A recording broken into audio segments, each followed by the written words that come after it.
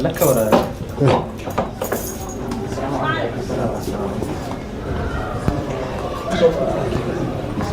كيف حالك؟ السلام عليكم. الله يبارك. السلام عليكم. اسكار عنك. الله يبارك. ثانك يو ان شاء الله. ويلكم. ان شاء الله.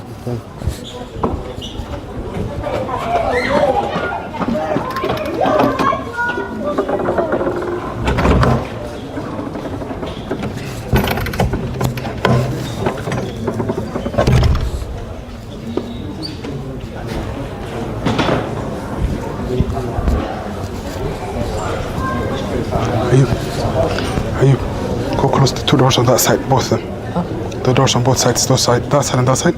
The girl side, the front and the back door. Close them, please. Yeah. The front and the back for the girl side.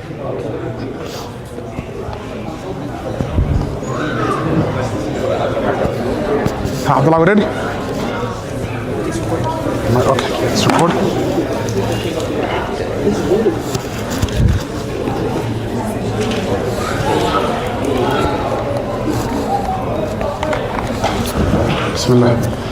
بسم الله الرحمن الرحيم. الحمد لله رب العالمين والصلاة والسلام على أشرف الأنبياء والمرسلين وبعد.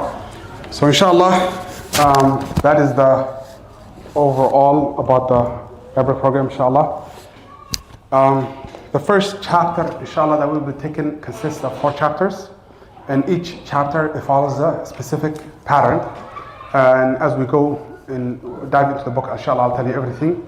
What do I need for this class? You need a notebook. I prefer it to be a, what do they call it? 3 subject, 4 subject, college kind of notebooks. We will divide it into different sections. Some of it you will be doing dialogue, writing down the conversations. Some of it is for verbs, every new verb that you learn. Some of it is for nouns, the plural and singular and the mudhakkar and mu'annath, masculine and feminine and so on. So that would be that. And another section for essays. Like we're going to start writing paragraphs inshallah ta'ala, and it will turn into longer essays. So that kind of notebook starting inshallah ta'ala tomorrow if you can bring it. The textbooks, I wanted to ask and know from you guys, and I'll send out a Google form for everyone's textbook. Some people like iPads and they use GoodNotes and they take their notes on their iPads. Is there anybody like that that does not need a textbook? Raise your hand. Okay, GoodNotes, okay. If you're very good with GoodNotes, then you should be all set, inshallah. Otherwise, we'll print a textbook for you guys, inshallah ta'ala. Yes? Are you able to get both? Yes, you are able to get both. So you have the right to get a book unless you deny it, inshallah. So we'll provide books. We have a specific way of printing it. You have the option, if you have the Arabi Bini book already, or want to order it, that's perfectly fine. We print it out on normal paper, so it's easier to take notes. The one they have has 2 problems. One is silky, so taking notes on it is kind of hard. And 2, you can't open it up and get the full page. You have to. It has the binding. It has like hard to open all the way. But the one we do is binding, so we can flip the whole page around and take notes like a notebook. So that's the one we use, inshallah ta'ala. So conversations, the book, each chapter will go over 3 conversations. Same pattern throughout the whole book. The beginning of the chapter, you do 3 dialogues, 3 conversations. Then you will dissect that, all the new vocabulary in that conversation.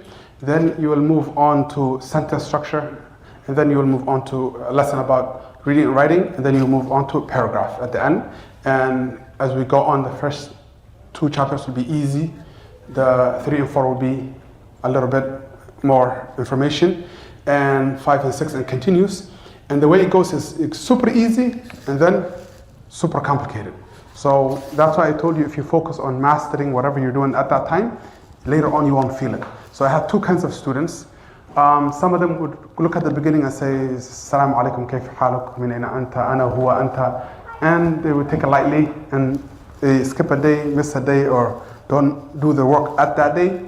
Then 3, 4, 5 weeks in, they're like, why are you speaking Chinese? What happened? What happened? Bring back the huwa hiya stuff. And other kind of students, they focus, they do their work, and they never felt the heart. So they're always the day chapter 1 and chapter 8 is the same to them. Because they did chapter 1. Chapter 2 will be chapter 1 and 2 together. Okay, 3 will be 1, 2, and 3 because it's a language. It's not like fiqh or hadith that I understood the hadith or I did not understand the hadith, and the other hadith is a whole different hadith. No, this is the word that you learn here. It's a sentence structure. So if I learn I here, the next part we learn am, going to. So you need the whole sentence together. So as we go, it progresses, and it progresses pretty fast, especially since it's a foreign language. And many of us, if it's the first time, it's not hard unless you make it hard. So if you please focus in the beginning, and I promise you will not feel the hardness of the lessons. It will be very easy to you, and you'll ace through it, inshallah ta'ala. Questions? Give me something, man. We can talk all day. Hi? Yes? You said that Arabic language is structured into specific chapters. You said the first book is split into two. So what would the first one look like compared to the chapter? So book 1 compared to book 2? Yeah. Ooh. So book 1 will be very small sentences. At the end of book 1, you'll get to 8-line paragraph. But book 2, because when you say, I want you to understand book 1, there's 2 parts. There's part 1, which is 8 chapters, and part 2, which is 8 chapters. And by the time you finish those 16 chapters, you're pretty intermediate in Arabic language. You're like, you have a good foundation in Arabic language. By the time you get to book 2, that's more of starting the advanced intermediate. And book 3 and 4 are very advanced.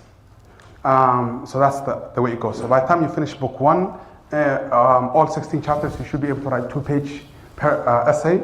You should be able to, if you see there's no text that you will see in Arabic, except you will have a good 40% or 30% that you understand. And I'm talking about a random book that you picked up at the library, or not something that you were studying. By the time you finish chapter 16, like the book 1 all the way, you should be able to teach the level 1. Chapters 1 through 4 or 1 to 8, you should be able to teach it. That's how comfortable that you should be feeling, inshallah ta'ala. So that's the difference. It develops very fast. And you guys, you can access the book online. So I want you to look at it, look at the higher levels and look at it. You might see, you'll see, for example, book 3 and book 4, 2-3 pages full of information, like just essay, talking about a topic or specifically the conquering of Constantinople, something like that. And you just 3 pages information. Or Ma'arakatu Badr, or the Nuzul al-Quran, the revelation of the Quran, deep, very deep, 3-4 pages talking about it.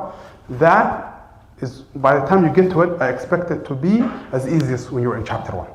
Tamam? So it's not going to jump all of a sudden something you know. It gradually builds you. And the way we teach it here, or the method I use is tailored. So even the book, I will make it harder than it is. So, because I know what's coming up, so I make you do extra work. For example, one of the extra works I will make you do is the writing the paragraphs is not necessary to, according to the way the book is written, until you get a bit further. But all of a sudden, instead of doing it, we start doing 3 sentences, 4 sentences, 5 sentences. So by the time it starts paragraph for you, you're out of the game, inshallah ta'ala. So that's it. The book gets from 0 to hero, but in a manageable style, inshallah ta'ala. Any questions? Yes. Is it ready?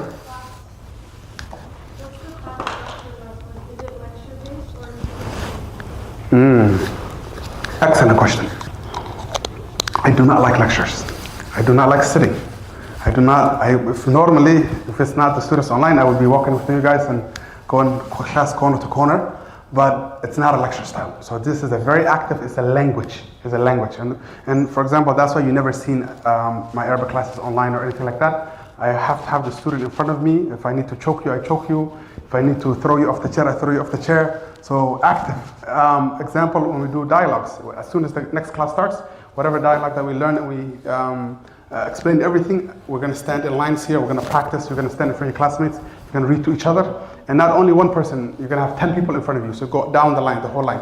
So what does that do? It gives you time to practice. Because I know Saturday, Sunday we're exposed to Arabic, and then 5 days we're not exposed to it unless you do extra work. So in the class time, we like to take advantage of it. So every dialogue we take, every day we come into class, we're practicing it. You will have weekly quizzes, homeworks I will give you, things like that. Every time we do a dialogue, you will go to the person next to you, we'll talk to them, I'll tell you how a conversation with your partner and so on.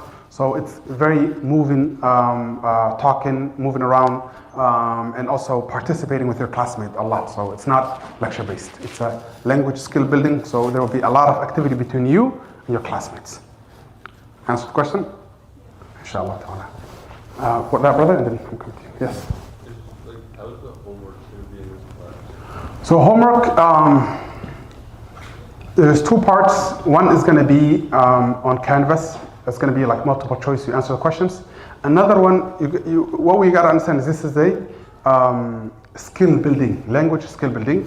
And you can sometimes outgrow skills. So if somebody goes to the gym and they only pick up the weight on one hand and they leave the other hand out, this one becomes weak and this one becomes strong. And that's why you'll find some people, they're good at understanding Arabic and probably writing Arabic, but they're not good at talking. Some of them are good at talking and understanding, but they can't write anything.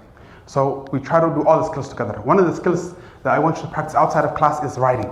And this is very important because the better you can write, the more you can understand. Your understanding, your reading and writing have a good correlation between them. So building your writing and reading, they have a correlation between it. And listening and speaking have a correlation between them. Many of us, we might think the most important skill I want about a language is to be able to speak the Arabic language. To my experience, one, and to my experience myself and also experience with my students, is that the least important aspect that you need to be, all of the four skills, understanding, comprehension, listening comprehension, speaking, writing, and what's the fourth one? And writing. We said writing, speaking, listening comprehension, and reading is the one. Okay. Out of the four, the one that you need the least is speaking. Why would you think that? For one, just because you could speak a language and still be illiterate. Yes? There's people, we have even some parents or grandparents, they are the most poetic people in the Somali language when they speak it or whatever language they speak, but they don't read or write. Is that a learned person? Okay, can they pick up a book and read it and understand it? No, they don't read and they don't write, but they're very fluent in the language. So literally speaking is sometimes not the best aspect. Number two, specifically Arabic, it's one of the least used one and least or the longest to attain when it comes to skills in the Arabic language. Why would you think that? Has any of you traveled to an Arab country? Umrah or anything? Was everybody speaking Fusha when you were there? Were they speak proper Arabic? When you go to the countries that speak this language, they don't speak it. So when you go to Egypt, you have to learn Egyptian dialect. You go to Saudi Arabia, you have to speak Indian Arabic. Okay, so like the foreigner, there's a whole different language. In order to get to the market, get around, you have to know Ana Ma'aloom. Okay, Ana Ma'aloom doesn't exist. Everything, Ana Ma'aloom, I will take care of it, I will know it. They do their own language. So that's the problem. It's not a language you can talk to the people and interact with the people and speak to them and develop words for them. So it's very behind. So speaking it, that's one of the things that prolongs it. As far as the least useful, and when I look at you guys, 99% the reason why you are learning the Arabic language is for understand Quran and Sunnah.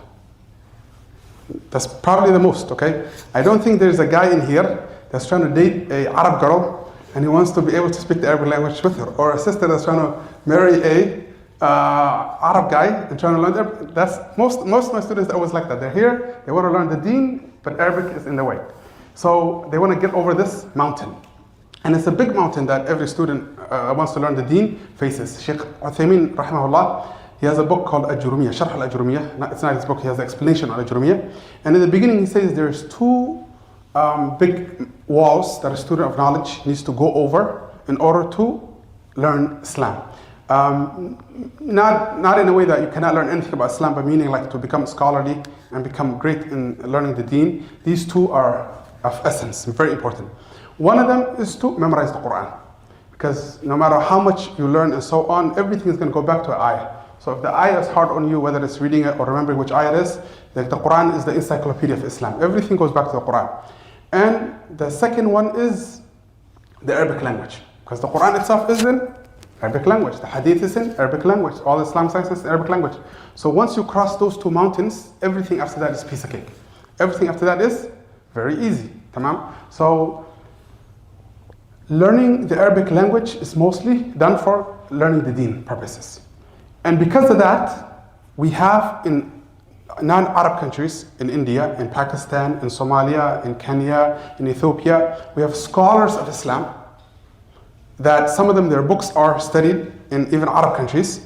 Like Harari, they're very famous in Mecca and Medina. Their books, a family called Harari, they're from Ethiopia. Their books are taught in Mecca, but they're coming from foreigners, okay? So they were used to teach these books back home, and students will learn it, and they're not people that speak the language.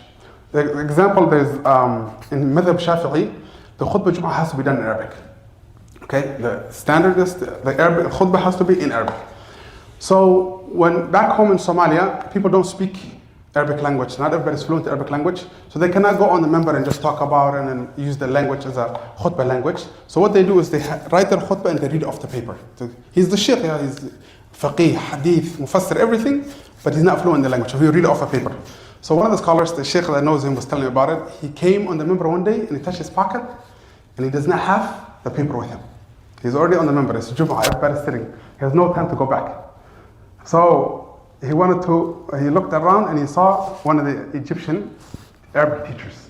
He's not a Shaykh, he's not a scholar, but he's an Arabic teacher. So he said, come up and talk to the people. And the guy ended up doing the khutbah, you understand? So that's what I mean by it. Who's more knowledgeable? This one. Who understands Arabic more? This one. But does he speak it? No. Tamam? And why does he not speak it? Because it's listening. And inshallah we will build that skill. All I'm saying is that it will be delayed. Because in order to make a sentence, you need a lot of vocabulary. Tamam? And not only do you not need to know the vocabulary, but it has to come to your head fast. Like when I look at this bottle, when I show you this, what comes to your head right away? A bottle of water, right? You don't need to think, so you don't need to process it. But Arabic is not like that. So it has to get to that point where by seeing it, you're already analyzing and your brain is thinking as fast as you can speak. So the more you adapt this word and it sticks to you, the better it becomes. And my personal teacher, his name is Shaykh Shaykh, he's the one that made me interested in Arabic language, and I took Arabic Benedict with him in this city and I learned Arabic from him, not from overseas. He actually told me this trick. He said, Saciid, the last skill that you are master in the Arabic language is speaking Arabic. Tamam? And the first skill that you will lose in the Arabic language is speaking Arabic. It is the last skill because all of the other ones lead to it, and you need to expose yourself a lot more to in order to build it, one. And two, all you have to do in order to forget it is stop speaking it. You can read still, you can understand, but you might forget speaking. And that's what happens to, for example, people that I grew up young age in Somalia. I came here, few years in, I could only understand Somali. The speaking went away because the English took its spot. So it happens a lot of times. The more you are exposed to, you're not exposed to listening, hearing the language, you start losing that skill. Tamam? I think then I went to Egypt and Arabic went after Arabic, and then English started dwindling down. Now English is Arabic became first and English became second. Tamam? So that's another reason. And even conversations. If I'm talking to Sheikh Walid or Sheikh Hamad or Sheikh Tariq, we're not going to speak Fusha. It just became, that's how part. Once we're in lesson, it's Fusha. Outside of lesson, we start speaking dialect right away. Can you learn the dialect? Will it block you from learning the Fusha? Absolutely not. I speak Arabic Fusha and I also speak the Egyptian dialect, but I never studied the Egyptian dialect. I just pick it up from the market and interacting with people and so on, to the point that I don't know the difference. If somebody's speaking, my brain would not trigger when it transitions. And not know the difference as in, I know this one's Ami, but I wouldn't say, hey, stop speaking Ami and so on. Some people, when they're new to the dialect, they might say, I did not understand, repeat it, but as I lived there for 6 years, so I developed to the point that when the professors were doing their lectures, I actually preferred for them to speak Egyptian dialect because they speak better. They get their thoughts across faster because this is their language, or dialect they've been hearing their whole life. So that is that. Speaking, do not stress yourself about speaking. The most important thing we're going to put emphasis on is understanding, writing, listening comprehension, and also speaking. I will emphasize on speaking, and I will test you on speaking, and we will have dialogues left and right, and most of the books, even this book, is specialized in making you speak right away. So you will build that, but don't judge yourself a lot on that. Let it play out. Later on, you're going to notice that you're speaking well. I never pressure myself. All of a sudden, one day, I think how I found out I mastered speaking Arabic is that one day I was teaching class and students went on. I wasn't bothering myself when I was in Egypt and so on. As I was in here, I just started speaking to students in Arabic. We started teaching the class in Arabic, and it just went off. So it will develop, it will come, but all I want you to do is focus on that. And one of the things I told you is, in order to speak, you have to master the word. So part of the homeworks help with that. If you take the dialogue, you understand it, you translate it, and you leave it at that, it's not comparable to somebody that went home and sat down and rewrote it again. So this person, they learned it in class, they took the translation, they practiced it, saying it, they wrote it. That is more. They say the more you interact with the thing, you do it, you see it, you hear it, you write it, it sticks to you more than if you just hear it and understand it. Tamam? So that's why we emphasize a lot on the writing portion.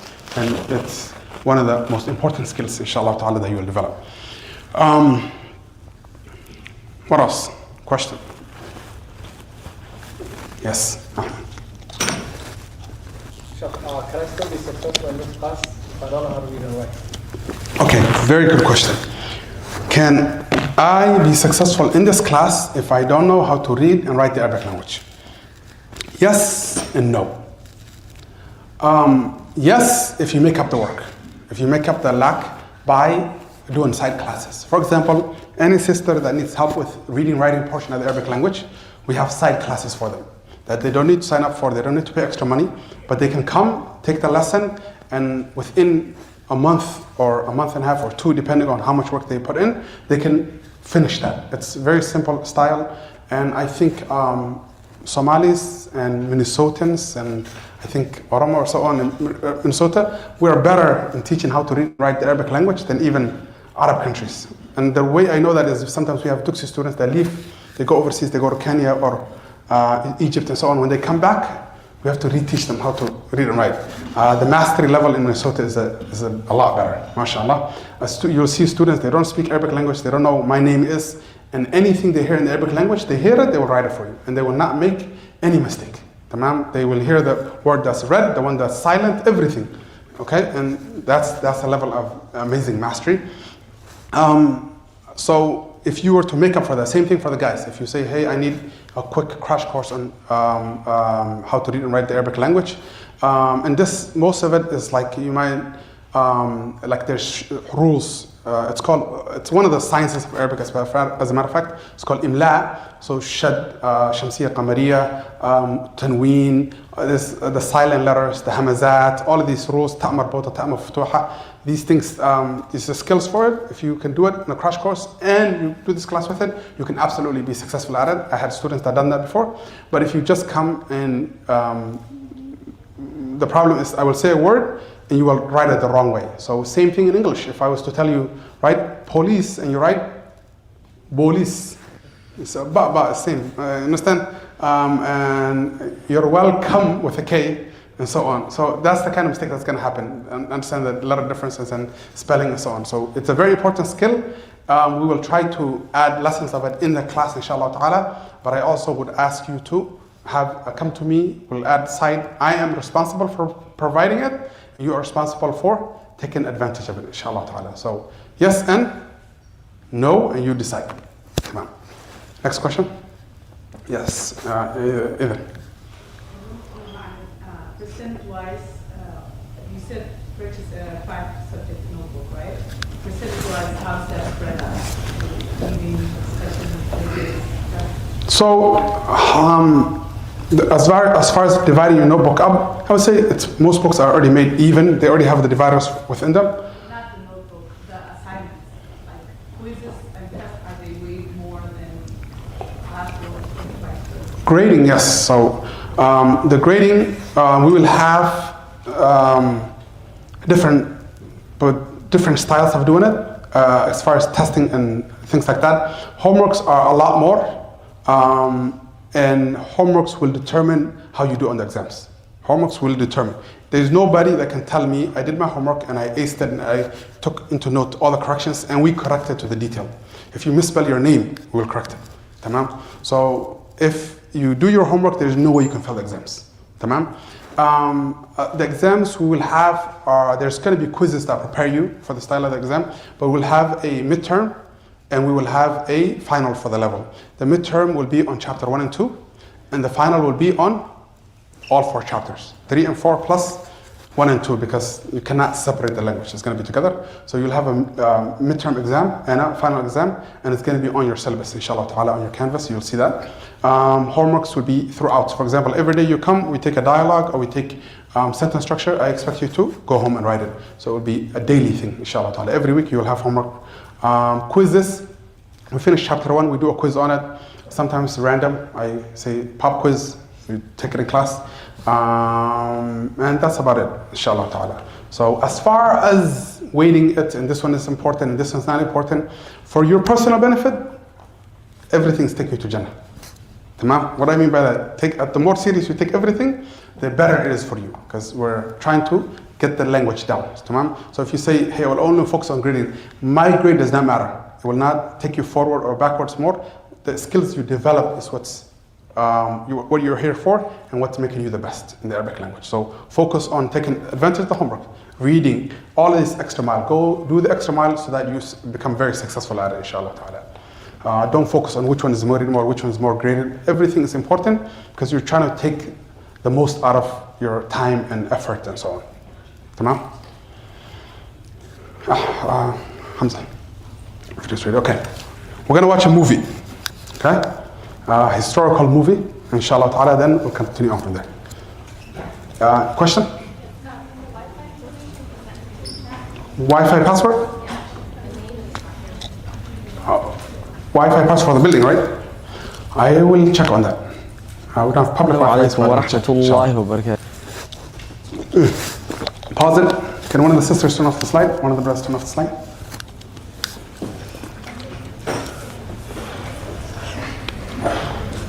I got it. Thank you.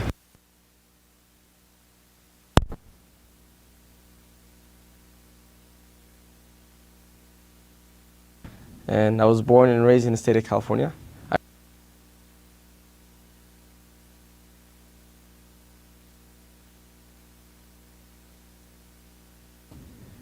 And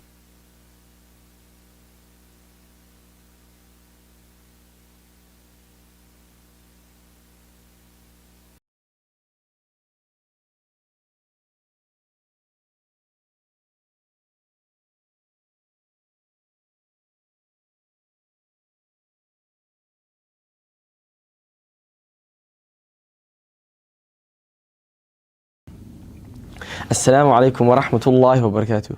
My name is Harun Musa.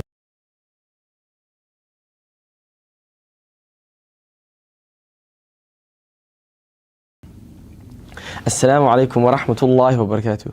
My name is Harun Musa, and Assalamu alaikum wa rahmatullahi wa barakatuh. My name is Harun Musa, and I was born and raised in the state of California. I moved here to Minnesota back in 2017, and I remember the first time I joined the English summer intensive seminars with the Islamic University of Minnesota back in 2020. And one of the professors or the instructors for that program was Shaykh Saciid, who was a recent graduate from Al-Azhar University in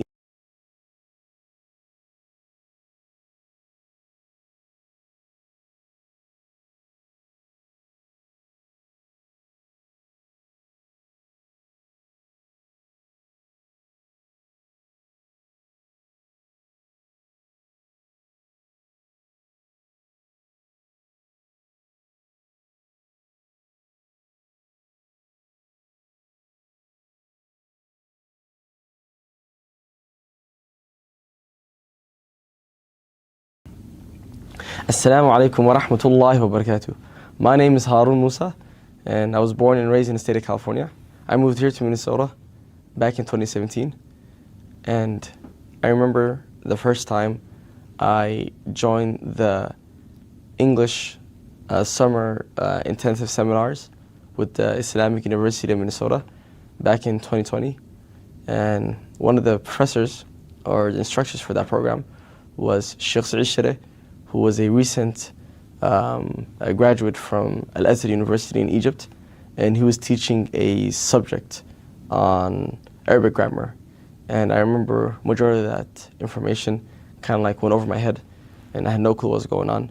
And it was like the traditional way that most people learn Arabic in Somali communities, where you start with Nahwa, basic Arabic grammar, without like learning like the individual meaning of the words or like how to even form sentences.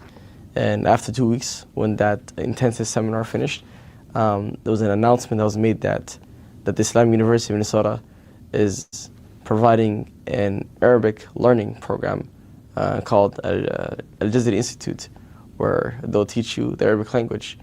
And the first thought that came to my head was, I'm not sure that it's going to work, because we live in America and everybody has their own lives and everybody's busy. So it was just a thought at the back of my head. But I met a friend who was very, very motivated and was learning Arabic language by himself.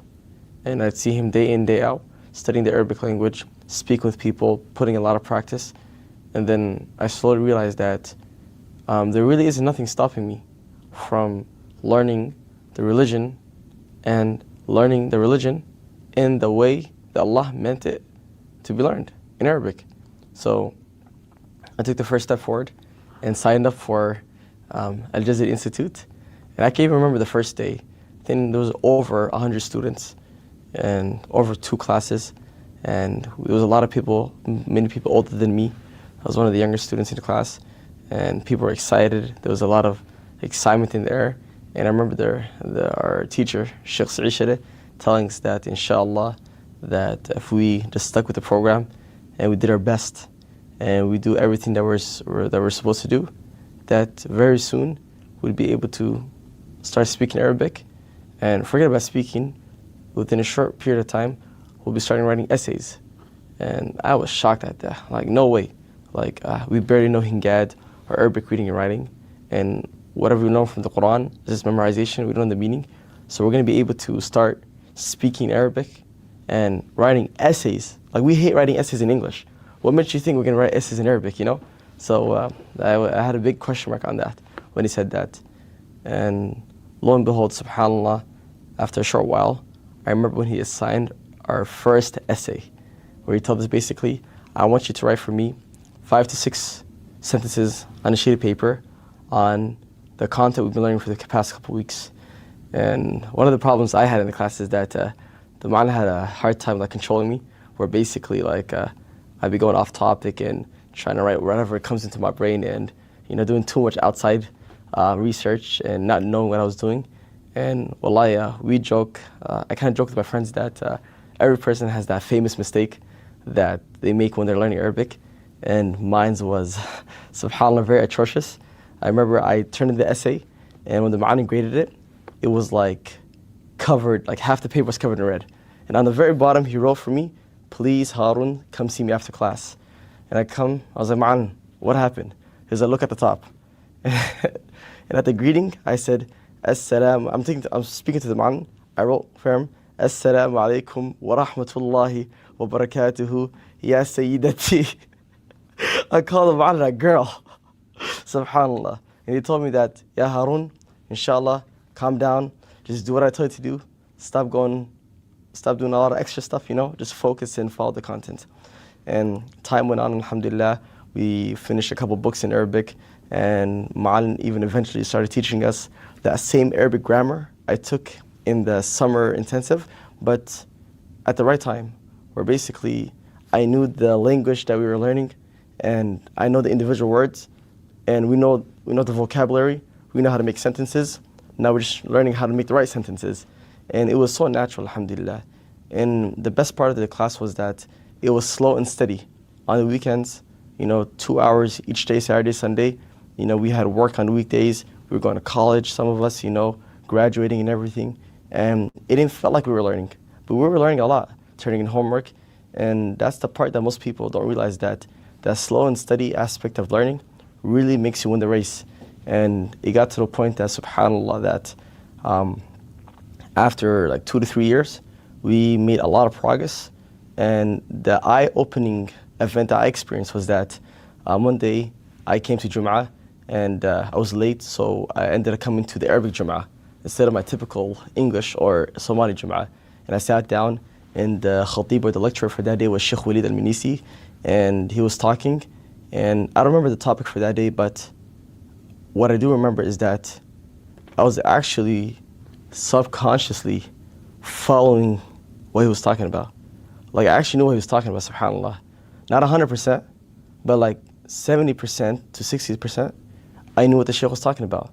And not even like a big picture, like general idea, like sentence to sentence, word to word. I can tell you like what each individual word of it meant. And I was like, subhanAllah, like, I actually know what the Shaykh was talking about. He was talking to me. And I was actually benefiting from the Arabic lecture instead of like falling asleep as I typically would do in past, because I didn't understand it. And I was flabbergasted. I'm actually understanding the Arabic. The same Arabic we're taking in Arabic class, the Shaykh is using it, and I'm understanding it. And what was even crazier than that is that during that summer, the summer of 2023, there was that same intensive seminar that's held at Masjid Dar Al-Farooq, the Arabic version. I just decided to sit in on it and to see, just to benefit, because my dad was coming and I decided to come along with him. And wallahi, I was shocked at how simple and understandable the classes were. Shaykh Dar Al-Farooq was talking about the science of hadith and different narrators and like the very, very minute details. And he's speaking in a very, very simple and understandable way. It was enjoyable. We were hooked on every single word. His jokings, his explanations, everything. I was able to understand it, subhanAllah. When Shaykh Walid comes, it's very, very, very simple language that any student can understand. And it's as if he's speaking to me in English. But he wasn't. He's speaking to me in Arabic. And I was like, 3 years of Arabic learning, and subhanAllah, it was able to culminate to the fact that I was able to understand what the ulama was talking about. And I think back to the promise that Shaykh Saciid made to us on the first day, saying that, many of you guys will not be around at the end of the journey, but those that do make it, I promise you that, subhanAllah, there will be a day where you'll be able to sit at the feet of the ulama and learn the deen. Because the entire reason why the Al-Jazir Institute was established by the Islamic University of Minnesota was not just to learn Arabic, is so that we learn Arabic to get to the higher purpose, which was learning the deen in Arabic, as it should have. And that actually happened. And it happened without us realizing it. And subhanAllah, and our classes slowly became harder and harder. We were given more assignments, more essays, more outside reading, doing our own self-study, and we slowly started attending more of the durus and the lessons that happened at the masjid. And it all culminated to a trip that happened earlier this year. There was Shaykh Walid was doing a program in Medina to Rasulullah Sallallahu Alaihi Wasallam in Saudi Arabia. He was doing a program, an Arabic program, where basically you learn Arabic for a month in Medina. Arabic in Medina. And Shaykh Saciid, when he first told me about it, at the back of my head I was like, do I really need to go? It's during the same time as winter break. Am I going to be missing school? And he told me, Harun, listen up, put all your doubts away, come to the trip, and you will realize what you've learned will become handful, will become useful. And when I went on that trip, it was as if I was at home. The teachers, who were teachers of Arabic, were just speaking Arabic to us 24/7. And I was able to talk with them and respond to them, joke with them, and have fun with them and enjoy my time there. The random taxi driver, I was able to tell me, take me to the haram, take me to the masjid, take me back to the hotel, I need this and that. I go to a grocery store, I was able to speak with them. And even though they spoke their own dialects, we were at least able to come to a common point, And that exposure made me realize that the belief that you need to leave the country to learn a deen, let alone the Arabic language, all that work could be started here. There's a benefit to be learning. There's a benefit to learn the deen outside in a very, very focused environment. But most of us who are college students or working or have other responsibilities, we don't have the opportunity to leave or drop everything. And inshallah, that day will come for each person if Allah writes it for them. But for those of us that are here, you're able to dedicate at least 15 minutes a day, each day, to increasing your knowledge.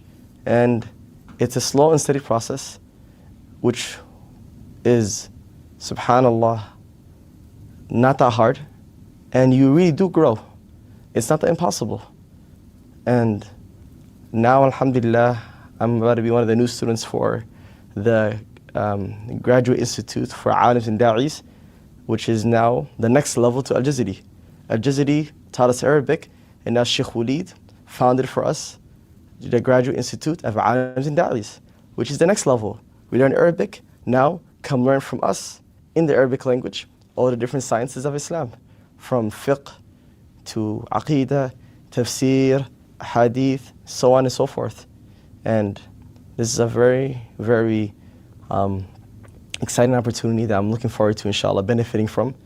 And I would never have believed that today I'll be able to join this cohort of students, the second cohort in 10 years, that Shaykh Walid and Shaykh Hamid al-Surih and Shaykh Dar Al-Farooq Hafidhahumullah Jama'een, these people will be my teachers.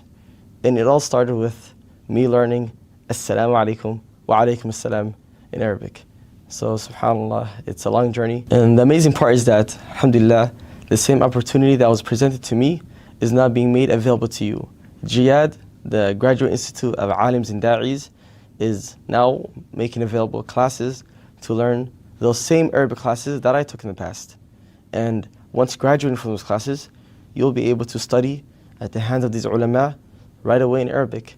And alongside with those Arabic language learning classes, there will be in English Islamic studies taught by those same esteemed scholars, but in the English language, where they maintain the integrity of the deen, but speak to us in a way that we can understand in the English language. So I encourage everybody to take advantage of this opportunity and to join GIAD, the Graduate Institute of Aalims and Daiis, because you never know.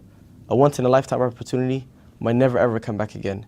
It was 10 years ago, it was 10 years to this day when the last cohort graduated, and now we are the second cohort. And we might not know if there will ever be a third cohort. So please, take advantage of this opportunity. فيا إخوتي الكرام التحقوا بهذه الجامعة المباركة وسأكون في انتظاركم في الفصل وسارعوا إلى الخير. وفقنا الله وإياكم لما يحب ويرضاه. والسلام عليكم ورحمة الله وبركاته.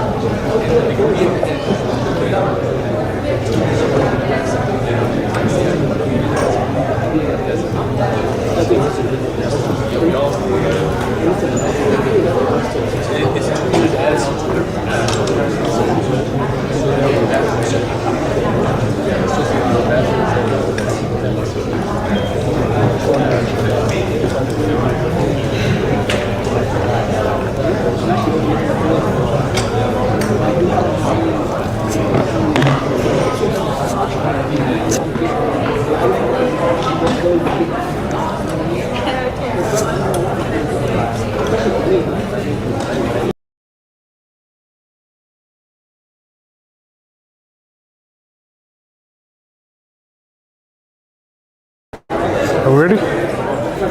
Camera, are we live? What's going on here? Okay, good. Okay, Bismillah. Alhamdulillah Rabbil Alameen wa salatu wa salam ala ashraf al-anbiya wal mursalin wa ba'd. So this is, we can say this is Harun's graduation video. That he's speaking back of his history. He's not the only one. In the beginning, when we were doing the Arabic classes, you might not have seen, I don't think I barely posted any testimonial videos because I always was pushing my students to the limit. So whenever they would be able to say, I did it and so on, I would say, nope. Till now, even this video is not public, it's only played for you guys and as a testimony for you guys. But the point is, I aspire for higher, I expect more. Harun, first time I ever met him was in the Musalla. I came back from Summer Dora and I was doing a 50 line Arabic grammar poem, and Shaykh Walid had an explanation on it, and I was doing the English translation of it and explaining it to his students. So he was sitting there, and it was grammar. So from that day, I noticed that the students are trying to learn grammar without knowing the Arabic language. And I remember when I was walking into the building, the first time I met Shaykh Walid, and he's coming out of the building, we're actually the entrance of the building, and I was telling him about the Arabic program. He's like, I see this gap. I have taught grammar, I have taught sarf, I have taught balagha, but there's always this gap because the students are not speaking Arabic, they don't pick up on it. So that's why this ASL program, Arabic as a second language program, was created. So he joined, he was one of the top students, front row, always ready, doing his work. He had a lot of energy. I had a hard time taming him, it's true, because he would go out of the box, and then that would waste a lot of my red pen to correct those mistakes. But alhamdulillah, he's very dedicated. And today, that was a dare for me to promise them that by the time you finish the Arabic program, you should be able to sit with Shaykh Walid and Shaykh Tariq and Shaykh Hamad and any Arabic speaking scholar and learn from him. The goal was, and if I teach you in Arabic, I can teach you fiqh and hadith and tafsir, but I will be fishing for you.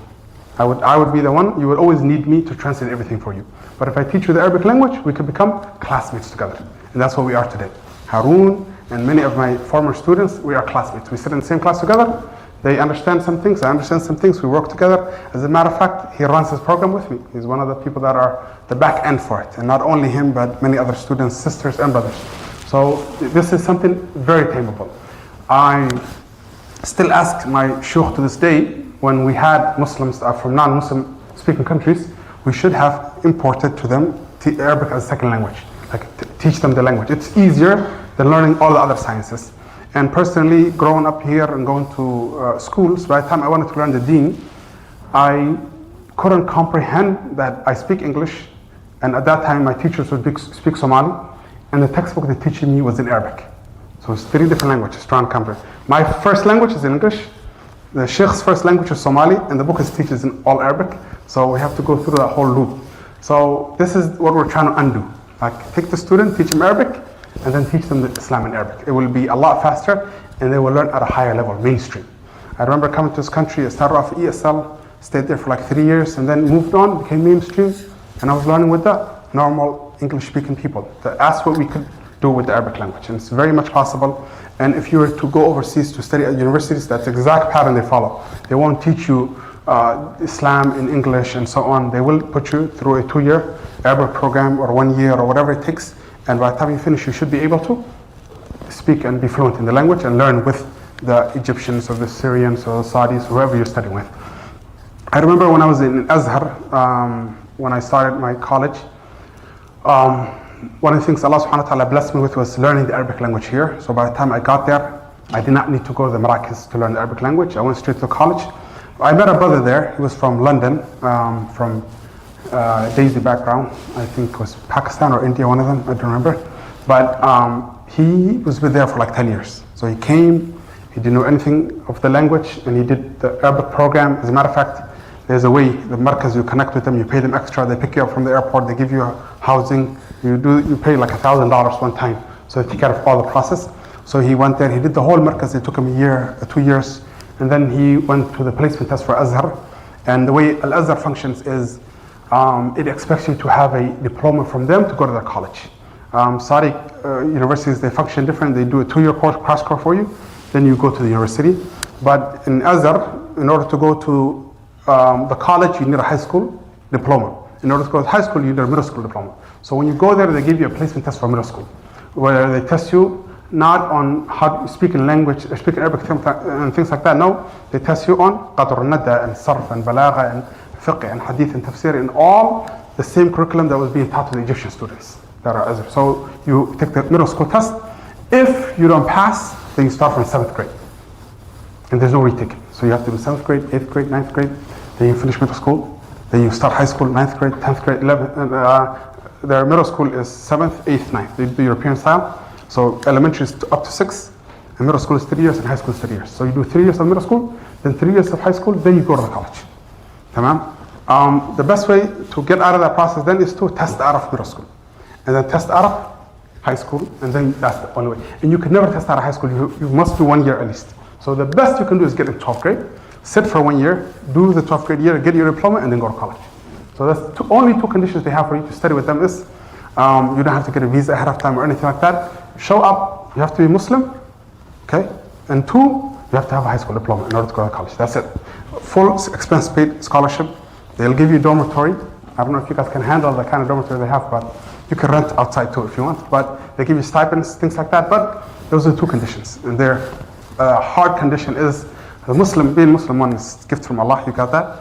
But the other one is knowing the Arabic language, not only Arabic language, but the sciences. So by the time, one of the goals is that by the time you finish this kind of program, you build from the fiqh and the hadith, all the Islamic study class you did it, the Arabic program you did it.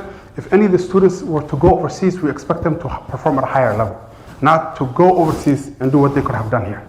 Tamam? So do your work here as you are helping your family, work and things like that, which is the majority of the students. The amount of students from Minnesota in Egypt currently are a lot, but they're probably in the hundreds. But here, they're in the thousands. So we're trying to create an intensive program for them here that if some of them get the energy out of it to go overseas, alhamdulillah, they can perform at a higher level.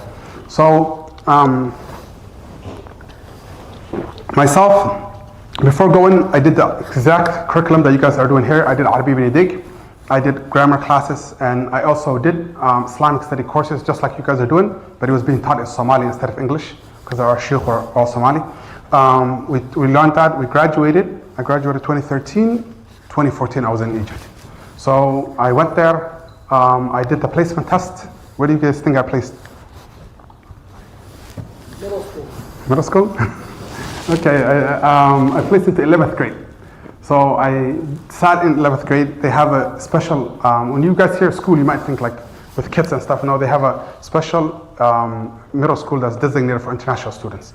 Some people in the class were older than me. Some people were younger than me, but it's about around the same age. So it's like adult middle school and adult high school for foreign students, only for foreign students. It was actually donated, that building, by one of the sultans called Sultan of Brunei, Sultan Hassan. I think he's an Asian Muslim ruler. He's a rich guy. So he donated both these buildings, a building for sisters and a building for the brothers, and he built it and everything. So in the Shaykh of Azhar teaching it. So I placed it to 11th grade and I tested, I passed the test for 11th grade. Then you have the option to also test out of 12th grade. So in 1 year I did 2 years, and then I did my 4 years of college. So alhamdulillah, it was a great experience. When you're going to college, you're going to go with mainstream students, Egyptians that have been doing this from kindergarten. So you have to pass with them, alhamdulillah. It wasn't hard. I performed well in it and graduated from it. And now, same thing, that path you could do. So instead of going overseas to learn Arabic and do a little bit of Quran, you could do it here. When you go there, do the college and come back, inshallah ta'ala. Our ambition is not to send students that go back and get bachelors. The next thing we're shooting for is PhDs. You go, by the time you go to Azhar or Medina or so on, you're going to get your master's, you're going to get your PhD and become a scholars. And there's an honest goal that we have. It won't be easy, you guys will make it true inshallah, but to make Minnesota a learning hub where people come from all over the world to study. Alhamdulillah, so far it's happening. Right now when we launch this program, we've been getting emails from students in Egypt, students in other Muslim countries saying we would like to enroll over from online, and because they know these faces, they know these shaykh, so they want to learn from them. So inshallah, that is our goal, for you guys to benefit, learn here, and be able to learn from these shaykh. Allah subhanahu wa ta'ala has blessed them with us. Many of the other states, they're known for English-speaking scholars. We are, Minnesota, one of the heavens for English-speaking scholars, Arabic-speaking scholars. So a lot of students, the registration for the Arabic program was a lot, and it's not something normal. Shaykh Hamad al-Surayh, before he came to us, he was in Virginia teaching for 6 years. He lived there, he was doing college, he was there for 6 years. He did a 6-month, he actually, after he graduated and finished, he came specifically back to do da'wah. He was there doing courses for 6 months straight. He opened up both pathways, the English-speaking students and the Arabic-speaking students. And the English, a lot of students register. Guess how many register for the Arabic-speaking students? One student. So he ended up not teaching. He ditched the Arabic side and he only did the English one. And he's been doing English class. When he came here, he was impressed when he found students that he came for the Dawrah and then he liked it, and we spoke with him, and alhamdulillah, Allah gave us the opportunity to bring him here. He's a local imam here. He's going to be here inshallah ta'ala. One of the most important things that we also focus on is having a sheikh or a teacher who's here for the students, that's available, meaning like one weekend we have classes, the next weekend is cancelled, or the sheikh is traveling, or 3 months off. Inshallah ta'ala, that will never happen. The sheikh's travels will be revolve around your classes. So we will do 98% inshallah ta'ala. Sheikh should not be gone from class. And if he is gone one day for whatever reason or any important reason, we will have a fill-in. But we should not, my plan is to not have a single day in the academic calendar, unless there's a snow day, we can do Zoom still, but to make sure that we have class every single day, inshallah ta'ala. I don't know if that's good news for you guys, or if you like the break days, but that's the plan, inshallah ta'ala. So, inshallah ta'ala, we got this. Yes, no? Yeah, ready for it? Tamam. So Harun, as I was telling about, he did the Arabic program with us.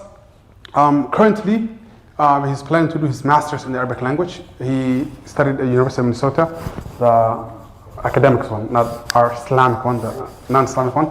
He got his bachelor's from there, and now he's doing his master's in the Arabic language, teaching the Arabic language. He currently works as an Arabic teacher. So this curriculum that you guys are learning, he teaches and he gets paid for it. He's a school teacher, he teaches the Arabic language at a school, at a government school, and he makes money off teaching Arabic language. So this is impressive. So alhamdulillah, he's a licensed Arabic teacher. So he started with me, and as a matter of fact, next class, should I bring you his placement test? I have his placement test, and I have every exam he ever took. Your exams, when you pass, I keep it. So just in case you become famous, I can come to you and say, hey, I knew you when you were nobody, yeah? So relax. Yeah, so inshallah ta'ala, I have his whole history, all the exams that we did together. And that's about it. Tomorrow, inshallah ta'ala, from what I see, everybody wants the Arabic book, so we'll print it. By next Saturday, we'll have an Arabic book. Tomorrow, we'll do a kind of the number one was the photo shoot, the video, the canvas. We'll do a test, and it's important. Some of you get scared when you hear the test and a placement test, but I want you to take it now, even if you write your name only. So later on, I have proof, and you have proof. I said, I knew I could not understand a word on this page, and now I got 99, I got 100, I got 110 out of 100, and so on. So I want you to take it to prove to yourself. I'll put it in a file and forget about it, bring it out at the end of these 4 months. So by the end of it, either me or you did not do the job, okay? If you don't ace it and you don't, it becomes a piece of cake, either you didn't do your job or I didn't do my job, tamam? And most likely, I did my job, tamam? Because the way I will prove it is that I just need one of you to do it. If one of you passes, what did he do different, huh? Inshallah ta'ala, you're all gonna ace it. The first 4 chapters, I'm not scared. Students are usually, it's very easy, it's fun. You will all ace it. So tomorrow, inshallah, we'll do all of those fun things. Right now, Shaykh Hamad should be coming in for you guys. Any questions that you guys have, anything like that, I can answer it, but I wanted to give you guys a break. 10 minutes maybe before the Shaykh talks about his topic. The Islamic studies curriculum and the books and everything after the Sheikh's talk, I will also explain what we're going to do about that, inshallah ta'ala. Any questions? Okay, let's take a 15-minute. I'll give you guys a 15-minute break. Drink water, walk around, talk to your friends, and then we'll start. We'll be back here at 4:15, inshallah ta'ala. سبحانك اللهم وبحمدك أشهد أن لا إله إلا أنت أستغفرك وأتوب إليك. I'm up here for anybody who has questions. Yes, in the office. Yes, in the office. So it's a computer charger kind. You want that kind? Yeah. Yeah. Go get it to my office. Go to my office and get it.